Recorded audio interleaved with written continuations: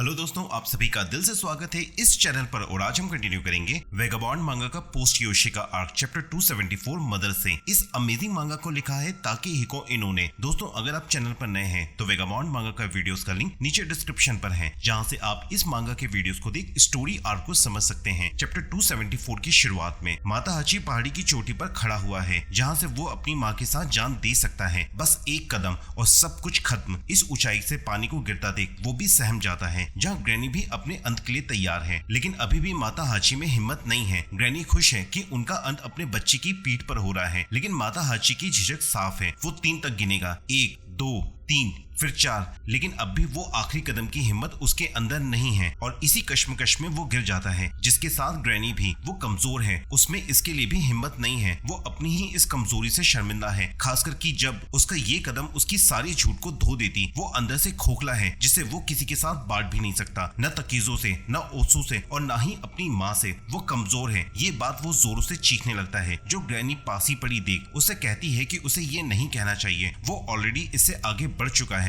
वो अब वो है जो स्ट्रांग बनने की कोशिश कर रहा है। उसने ऑलरेडी अपना पहला कदम ले चुका है। क्या उन्होंने नहीं कहा था कि उसका दायरा बढ़ने लगा है? उसे अब भी उम्मीद नहीं खोनी चाहिए, कभी नहीं। जिन्हें दोबारा पीठ पर बिठाकर माता हाची घर की ओर बढ़ जाता है। उसे अब भी ग्रैनी की चिंता है कि वो ठीक तो है, जो ग्रैनी उसके चेहरे को सहलाकर यकीन भी दिलाती हैं, और वो अपने बच्चे के कंधे पर आंखें मूंद लेती हैं। माता हाची को भी एहसास हो रहा है कि उसे सिर्फ आगे बढ़ते ही रहना होगा। वैसे तो आगे के रास्ते में नीचे उतरना अपने आप में ही खूबसूरत होता है, लेकिन चीजें इस तरह से अक्सर नहीं गुजरती। झिझक, गलतियां, रास्ते का भटकना, जिस पर अक्सर लोग वापस लौट जाते हैं। इसी तरह से तुम्हें चोट लगती है, तुम्हें मारा जाता है, जिस पर तुम अपना रास्ता झिझक के कारण खो देते हो, लेकिन वही रास्ता आगे चलकर किसी भी रास्ते से ज्यादा फैलता है। ये ग्रैनी की उसके लिए आखिरी सीख थी। माता हाची को भी एहसास होता है कि ग्रैनी की वजह से उसके रास्ते बड़े हुए हैं और वो अब भी लोगों के लिए भली हो सकती है, उससे और तकीजों से भी ज्यादा। और वो अब वो बनेगा जो तकीजो नहीं बन सका। ये सोच अब माता हाची की आंखों से आंसू रुक ही नहीं रहे हैं। वो अब भी ग्रैनी की आवाज सुनना चाहता है। उसे भरोसा है कि वो दोनों आखिर में गांव पहुंच ही जाएंगे, अपने घर मियामोटो विलेज में। ग्रैनी को भी ऐसा लगा कि जैसे वो घर पहुंच गई, जहां उनका भाई गॉन तोजी उनका मुस्कुराकर स्वागत कर रहा है। उनका पूरा परिवार वहीं खुशी से उनका इंतजार कर रहा है। माता हाची की असली माँ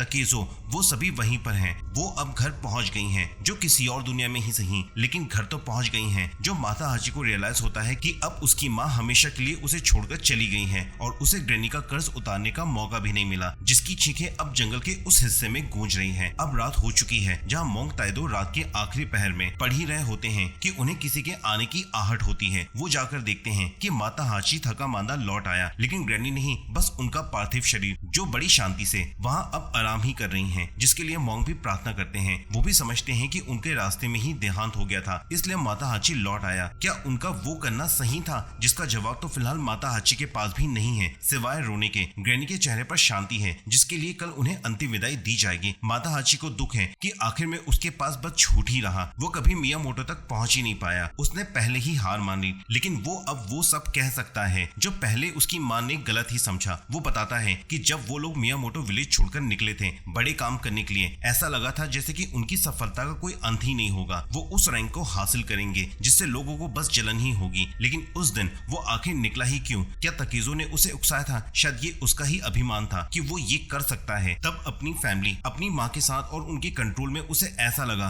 कि वो कुछ हासिल नहीं कर पाएगा, इसलिए ही उसने घर छोड़ा था। वो मोंग के साथ सुबह ही प्रार्थना करता है और ग्रैनी के लिए एक चोटी के पास एक अच्छी सी जगह चुनते हैं। ये जगह मीमासाका तो नहीं, लेकिन यहाँ से नजारा बेहतरीन है, जहाँ माता हाची खुद उनके लिए मेहनत कर कब्र खोदता है। वो भी समझ रहा है कि तकीजो परफेक्ट है। एक आदमी के तौर पर उससे भी गलती हुई है कि उसकी परफेक्शन देखकर ग्रैनी डर गई थी, इतना कि अपनी सोच को ही सही मान बैठी और जिंदगी भर उससे नफरत की। क्या ये उनके लिए इतना मुश्किल था, किसी की नफरत को साथ लिए जीना? और अपनी माँ को अंतिम विदाई देते हुए भी यही याद आ रहा है कि उसकी माँ ने एक ही झूठ बोला था। ये भी इसलिए क्योंकि माता हाची था ही एक झूठा, जिसको उन्होंने नोटिस तक नहीं किया। और जब तक कि उसे इसका एहसास होता है कि वो ही उसकी असली माँ है, और दिन हफ्तों में बदले जो सालों में, जो एक पौधा जिसे ग्रैनी की कब्र पर लगाया गया था एक विशाल पेड़ का आकार ले लेता है और इन जंगलों से दूर किसी और शहर में माता हाची भी बूढ़ा हो गया है, जिसे अब खुद की ही इस कहानी को यहीं रोकना होगा। जो अब तक की कई लोग उसकी ही जुबानी वहां खड़े सुन रहे थे, वो भी जानने को बेकरार हैं कि मुसाशी के साथ क्या हुआ या फिर गनरyu कोइचिरो का। और उन्हें माता हाची कहानी जबरदस्त लगी, जिसे आज माता हाची कंटिन्यू नहीं करेगा और आगे के लिए उन्हें कल दोबारा यहीं आना होगा। उन सभी का मूड खराब तो हुआ है, लेकिन माता हाची कर भी क्या सकता है। तभी एक बच्चा लगभग तकेजो के बचपन जैसा ही माता हाची से पूछता है कि क्या वो सब सच था मुसाशी और कोइचिरो के बारे में। अगर ये झूठ है तो वो उसे नजरअंदाज कर देगा, वो बस सच जानना चाहता है। जो माता हाची यकीन दिलाता है कि लोगों को सच सुनकर अच्छा एहसास होता है। तो आखिर किस तरह का दर्दनाक चीजें उसने अब तक देखी हैं जो वो बच्चा बता भी नहीं पाता, जिसे कल दोबारा मिलने का और तो और भी इंटरेस्टिंग चीजें बताने का वादा कर माता हाची उसे वापस घर भेज देता है। लेकिन जाने से पहले भी वो बच्चा यही चाहता है कि उसे अब भी मुसाशी के बारे में ही आगे जानना है, जिसकी उम्मीद वो माता हाची से लेकर गया है। कल फिर मिलेंगे और प्रेजेंट में मुसाशी अपने याग्यो तक के सफर में है, जहाँ हर थकाने वाले कदम के साथ वो याग्यो के और भी करीब पहुंच रहा है। वो रास्ते पर मील के पत्थर देखता है जो अब उससे दूर नहीं है। वो रास्ते पर नदी का मीठा पानी पीकर अपनी प्यास बुझा ही रहा होता है कि तभी वो देखता है